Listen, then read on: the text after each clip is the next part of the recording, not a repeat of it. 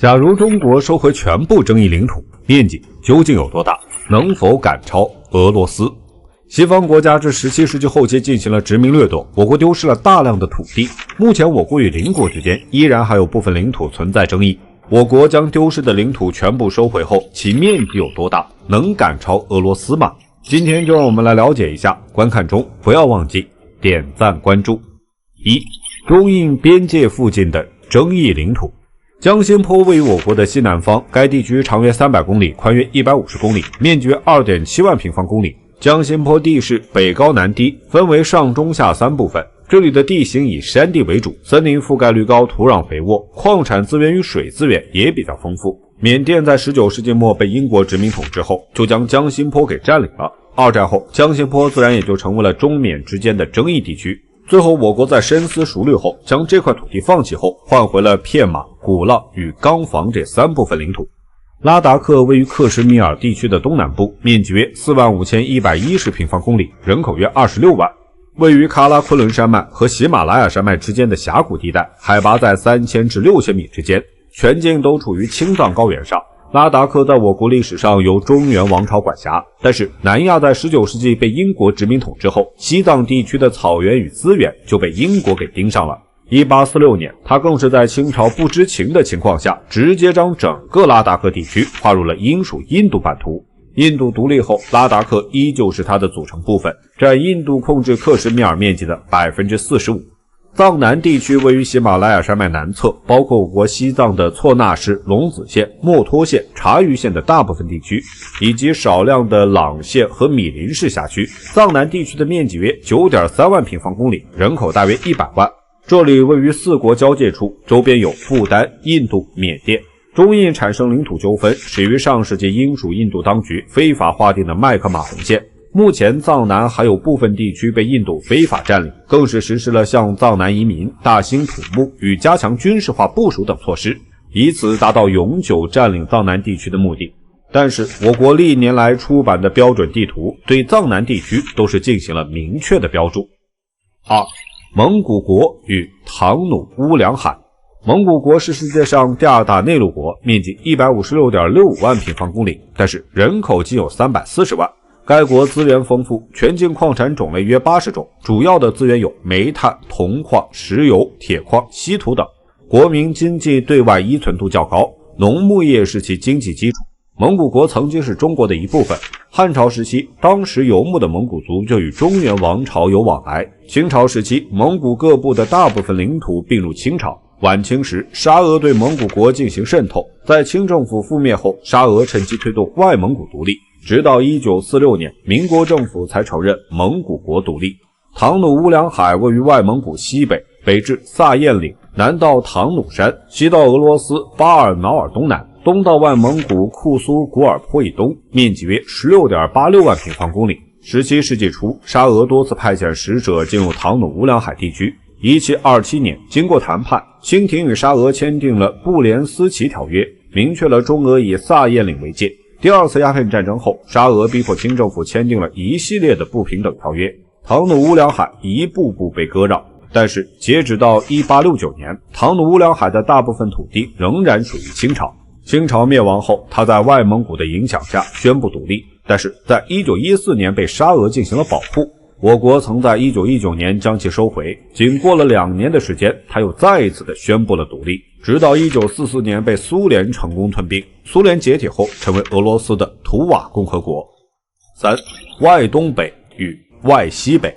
外东北的范围包括黑龙江以北外兴安岭以南，乌地河与外兴安岭之间，乌苏里江以东和库页岛、格布特岛等近海岛屿在内，共计100多万平方公里的土地。这部分领土拥有优越的海岸线与丰富的物产资源，很快就引起了沙俄的注意。沙俄在1858年与清朝签订了瑷珲条约，将外兴安岭以南、黑龙江以北割让给了沙俄。这块领土范围差不多有60万平方公里。在1860年，又强迫清朝签订了北京条约，这次割让的范围包括乌苏里江以东，外加库页岛在内的40多万公里的领土。沙俄仅用了2张不平等的条约，就让我国丢掉了100多万平方公里的土地，还让我国的吉林省从一个沿海省份变成了一个内陆省。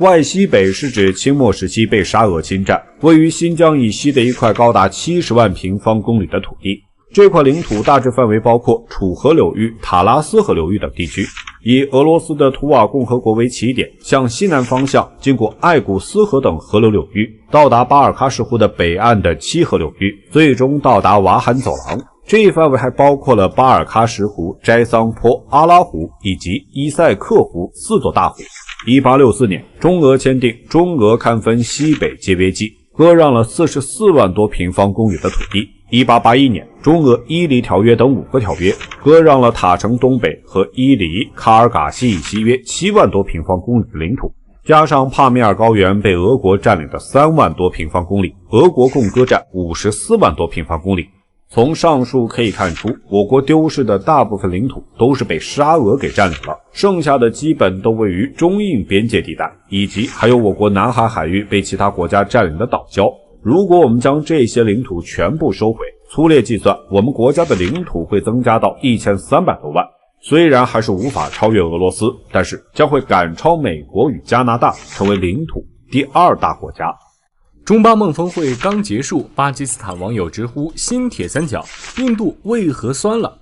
中巴孟3国首次携手召开会议在昆明圆满落幕。会议结束后，三方立即宣布将全面深化合作，涵盖安全、经济、基础设施建设等领域。巴基斯坦的媒体今日巴基斯坦热情洋溢地称之为历史性的战略联盟。然而，邻国印度的媒体对此反应激烈，他们明显感到不安，酸言酸语的隔着屏幕都能感受到。但3国的联合声明也明确表示，他们的合作是基于多边主义和开放区域主义的真正实践，绝无结盟针对任何一方。今天就让我们来了解一下，观看中不要忘记点赞关注。1. 巴基斯坦与孟加拉国。巴基斯坦是一个坐落于南亚次大陆西北部的国家，国土面积达79万6095平方公里，孕育了约 2.4 亿人口。该国地理位置优越，西接伊朗，西北与阿富汗为邻，东北部紧邻我国，东面和印度接壤，南部则毗邻阿拉伯海，海岸线长达980千米。巴基斯坦地形多样，2/3的区域被山地和丘陵所覆盖。在南部的沿海地区，部分区域散布着沙漠，尤为引人注目的是喜马拉雅山、兴都库什山以及喀喇昆仑山这3座举世闻名的山脉横贯该国西北部。其中乔戈里峰海拔8611米，是巴基斯坦的最高峰，大自然的鬼斧神工在此展现得淋漓尽致。巴基斯坦的地理位置十分独特，它成为中东南亚以及中亚地区的重要连接点，尤其是瓜达尔港。这一中亚通往印度洋的关键通道备受世界关注。瓜达尔港是巴基斯坦的主要海港之一，位于阿曼湾附近，是红海航线的必经之地，也是进出印度洋的通道之一。在此基础上，我国发展了中巴经济走廊项目，这一长达3000千米的走廊贯穿巴基斯坦直至我国新疆喀什。此走廊的建设旨在促进中巴2国的互联互通，不仅对我国西南地区的发展具有重要意义，还为我国构建印度洋战略奠定了坚实基础。此外，中巴经济走廊还与中东及中亚地区建立了紧密联系，使我国在能源方面更加安全可靠。孟加拉国坐落于南亚次大陆的东北隅，其疆域以南与孟加拉湾紧密相邻，东南端则与缅甸接壤，而大部分国土则被印度环抱。该国面积约为 14.76 万平方公里，位于布拉马普特拉河与恒河冲积而成的辽阔三角洲之上，境内地势平坦开阔，拥有长达550公里的海岸线，其人口约 1.72 亿。虽然是一个多民族国家，但孟加拉族依旧是其境内的主要民族。2. 中巴孟联手共谋发展，印度却真酸了。这次的3国峰会可谓是意义非凡，中巴孟3方达成了共识，在产业、贸易、海洋、水资源、气候变化等12个领域开展深入合作，并且特别设立了工作组来具体执行这一共识。尤其值得一提的是水资源合作项目，这一举措让印度感到十分紧张。印度一直视南亚为自己势力范围，然而中巴孟3方的联手在水资源分配和跨境河流管理等方面绕过了印度，使得莫迪政府感到坐立不安。更让印度感到不适的是，这次三国合作还涉及到了经济走廊的建设。中巴经济走廊2期已经启动，重点发展新能源和数字化基础设施，而孟加拉国也在积极推进孟中印缅经济走廊的发展。印度虽然参与了孟中印缅经济走廊的讨论，但其态度模糊，既想借助中国的便利，又担心被边缘化。这次三国组团行动让印度突然发现自己在这个区域合作框架内成了旁观者。印度外交部的反应也引人注目，峰会刚结束，他们就发表声明，指责中巴孟三国的合作破坏了地区平衡，甚至搬出价值观外交来进行施压。然而明眼人都知道，印度真正担心的是自己在南亚的主导地位受到挑战，因为巴基斯坦和孟加拉国都是中国的重要合作伙伴，三国联手后，印度在南亚的影响力确实被削弱了不少。印度不仅加强与美国的军事合作，试图在南海问题上牵制中国，还在中印边境增兵，试图通过军事威慑来缓解国内压力。然而这些举动似乎并没有起到太大作用，反而让印度在国际社会上显得更加孤立。印度所展现的战略忧虑凸显了此次峰会的重要性。此峰会不仅象征着南亚力量分散、多元决策时代的来临，更以发展为导向，摒弃了零和博弈的旧观念。昆明峰会通过平等协商，替代了单边主导的模式，为南亚铺就了一条共同繁荣的新道路，有望成为地区稳定的强大支撑。伊朗的3处核设施被美国精准轰炸，后果究竟有多严重？美国终于采取了行动，向伊朗投掷了威力强大的掩体炸弹，并发射了战斧导弹。在2025年6月21号的全国演讲中，美国发出强烈警告，若伊朗不识时务、不思和平，其重要的核设施将遭受毁灭性打击。若伊朗无法实现和平，美方将毫不犹豫地实现更多目标。然而，这场猛烈的轰炸或许并不能如美方所愿，也未必能迫使伊朗屈服，反而可能引爆中东地区的新一轮动荡。今天就让我们来了解一下，观看中不要忘记点赞关注。美国下场打击伊朗。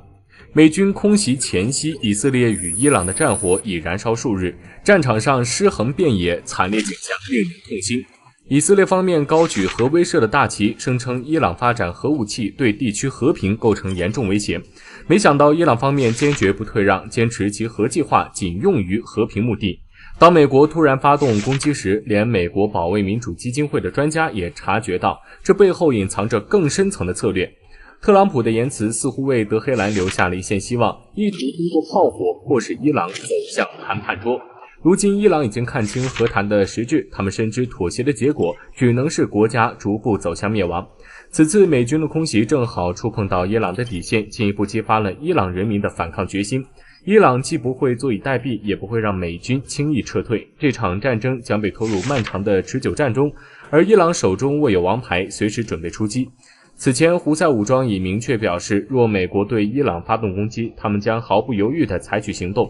红海上的美国舰船将面临巨大的安全风险，中东这片土地早已充满了火星和引线，一旦伊朗决定破釜沉舟，霍尔木兹海峡恐怕将陷入一片火海。届时美国在中东的所有利益，从使馆到军港再到基地，都将被卷入这场全民的怒火之中。此外，美国在轰炸后发出警告，若伊朗不停止战争，将面临更大的打击。面对这样的威胁，伊朗能否忍气吞声地接受？若伊朗决定报复，他们拥有多种策略，尤其是针对那些驻扎在伊拉克、叙利亚的美军基地，他们将成为伊朗的明确目标。美国的行动不仅破坏了和平解决冲突的谈判进程，还让全球能源市场陷入动荡。伊朗核设施遭袭可能会引发核泄漏和扩散危机，同时对原油供应链造成严重干扰。中东的油路本就脆弱，如今的一场风波引发了千层浪，市场情绪急剧热化。这一切都预示着中东地区的未来将充满更多的不确定性和挑战。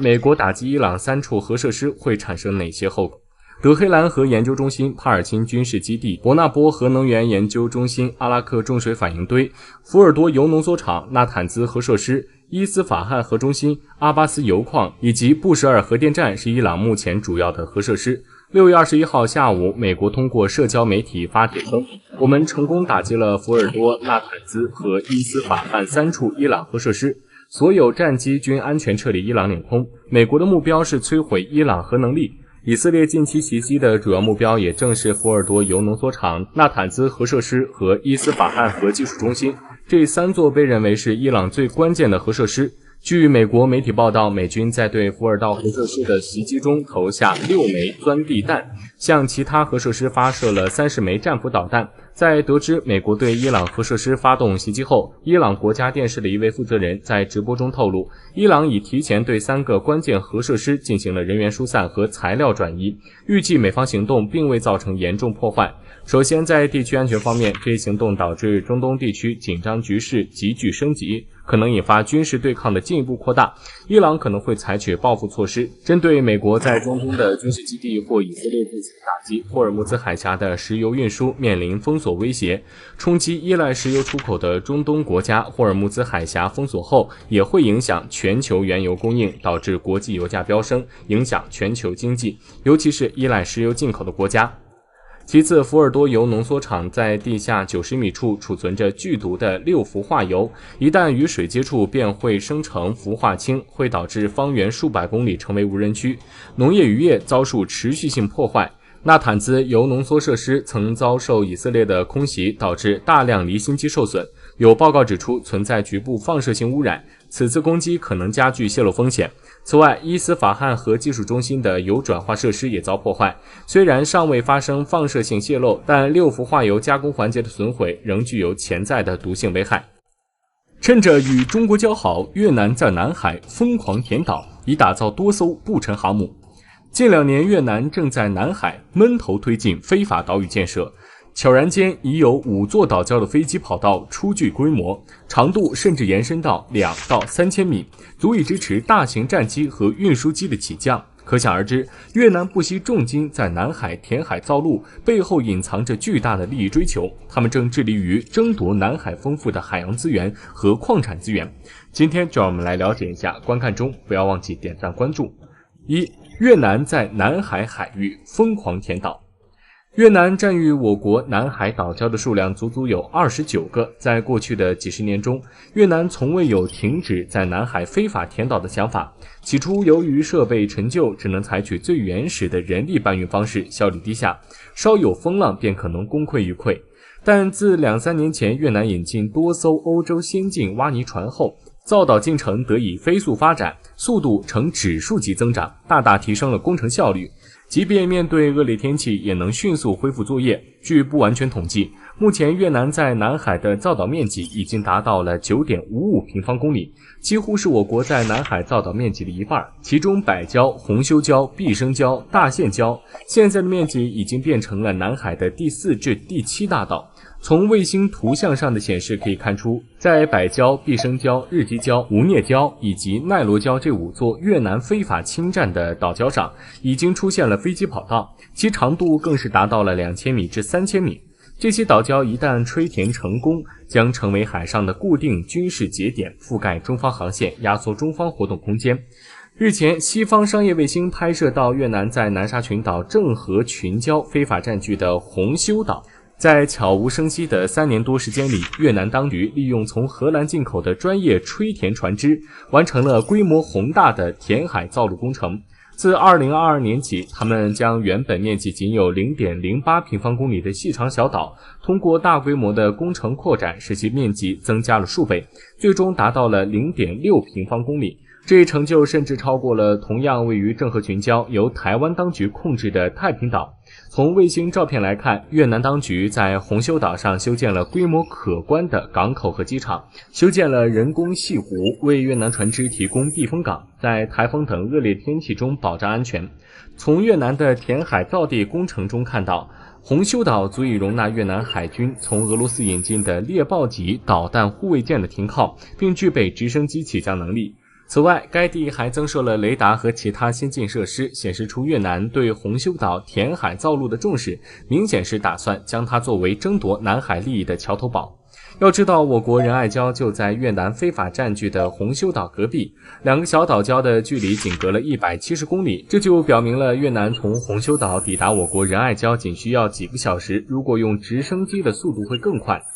足以看出他对我国的威胁不容小觑。2. 同床异梦，貌合神离。2023年的时候，日基礁、无聂礁、奈罗礁等岛礁上有越南工程队在悄悄施工，供机场跑道使用的沙洲平台也正在逐步铺设，跑道长度是运输机起降的标准距离，可达3公里。已临近完工的百礁可能会成为南沙的第2个完整空军基地。越南构建起以南威岛、红马岛为核心节点，纵深600公里的防御链条，连接越南本土海岸线。防御系统集成了雷达、卫星通讯、炮兵阵地和轻型装甲车，构建了从远至中近的全方位侦打部署。以南威岛为例，该岛占地 0.15 平方公里，设施完备，包括飞机跑道、军用码头以及众多固定建筑和炮位。岛上驻有越军部队，确保了战备值守的连续性。此外，越南还积极推进军事与民用共荣策略，不仅建设了学校、医院等基础设施，还实施了移民顾岛政策，以实现军事与民用的双重布局。这些非法填海而成的越南岛礁散布于不同方向，相互连接，几乎覆盖了整个南沙海域。越南正计划将这些南海岛礁建设成永久性军事基地，以实现永久占领。越南的双重态度颇具戏剧性，他们在与中国商谈自贸协议的同时，却派遣部队参加美国在菲律宾举办的反中国军事演习。他们声称保护珊瑚礁，却暗地里对南海进行填海破坏。这种在经济上依赖中国，而在军事上与美国保持紧密联系的策略，最终可能会让他们陷入险境。他们自作聪明，最终或许会跌得更加沉重。而且我国也已经不再是10年前的中国，鹰击12B 岸舰导弹在去年就已经被我国部署在了永暑岛上，其射程范围可以覆盖整个南沙群岛。明明没有领土纠纷，千里之外的伊朗，以色列为何说打就打？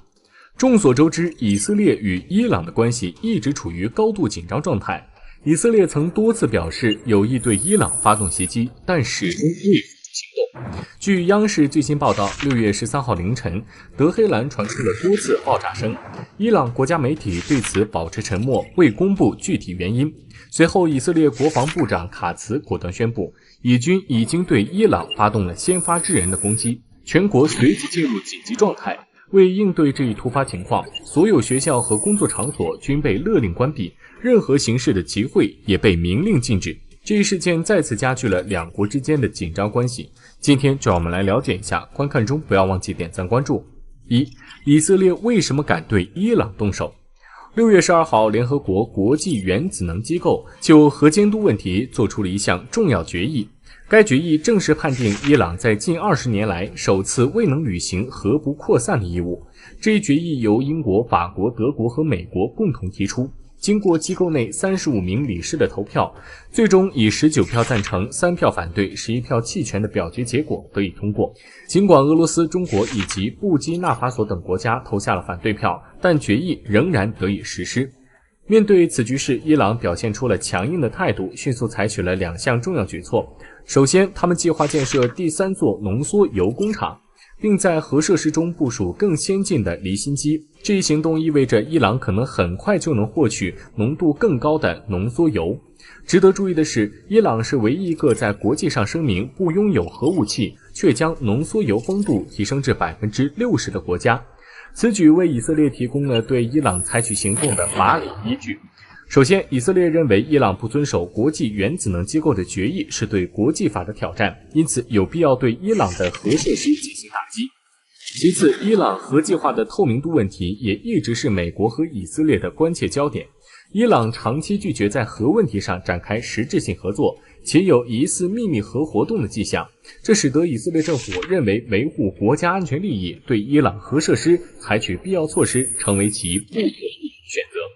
最后，以色列历史上曾成功军事打击萨达姆时期的伊拉克和巴沙尔下的叙利亚核设施，因此以色列认为对伊朗的军事打击可能导致哈梅内伊政权的倒台，而伊朗新政权的上台可能为以色列带来更安全的保障。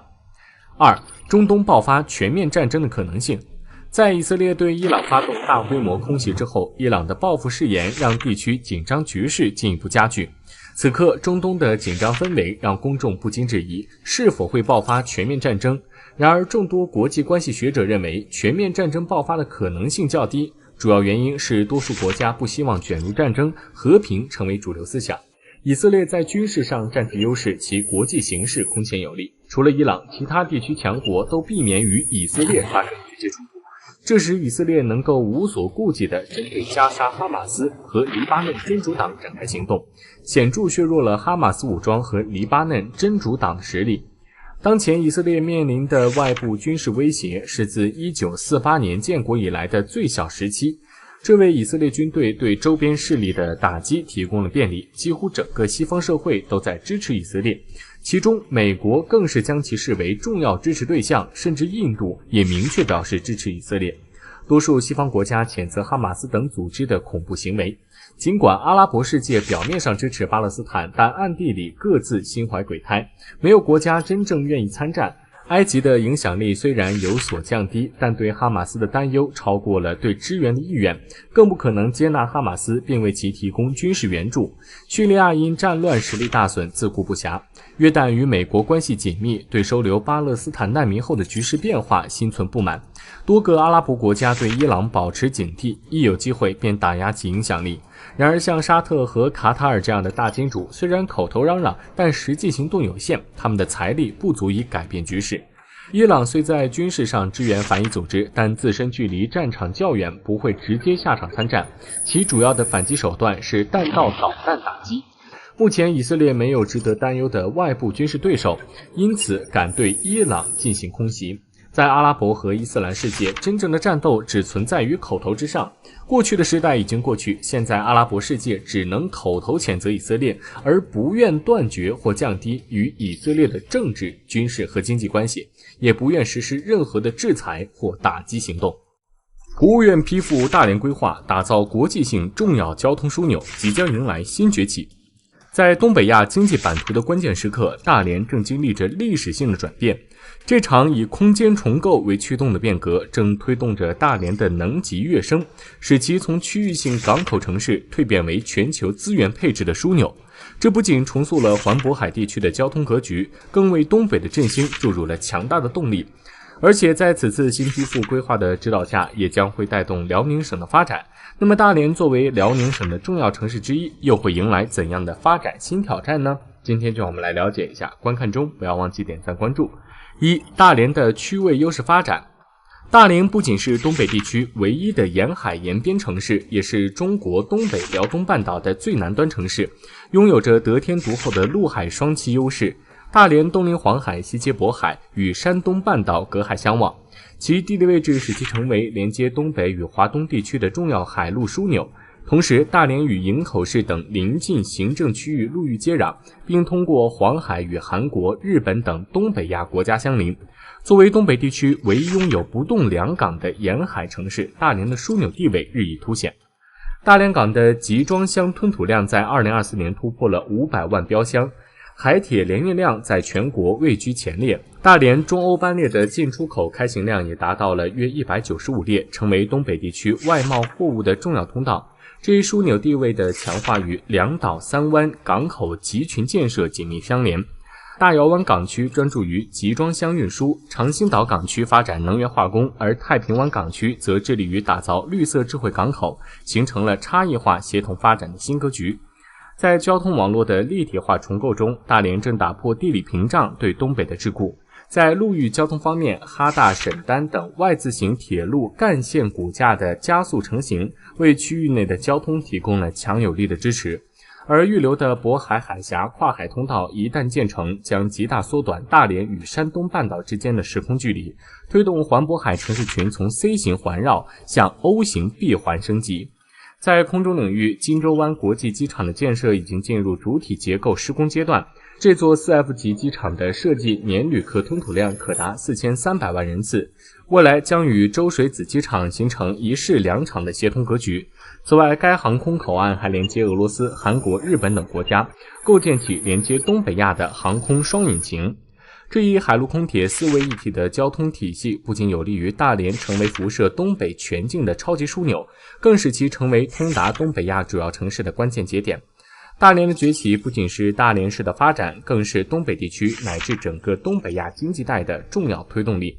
枢纽定位推动经济发展。大连作为枢纽经济的乘数效应的典型代表，正推动着整个辽宁省的经济发展。辽宁省的辽中南城市群以沈阳为中心，专注于装备制造、汽车整车及零部件产业。而大连凭借着其临港工业区的优势，如长兴岛、石化炼化、船舶制造等，在全国范围内占据着举足轻重的地位。沿海经济带更是将大连与其他港口城市紧密相连，为冷链物流和海洋经济的发展提供了坚实的基础。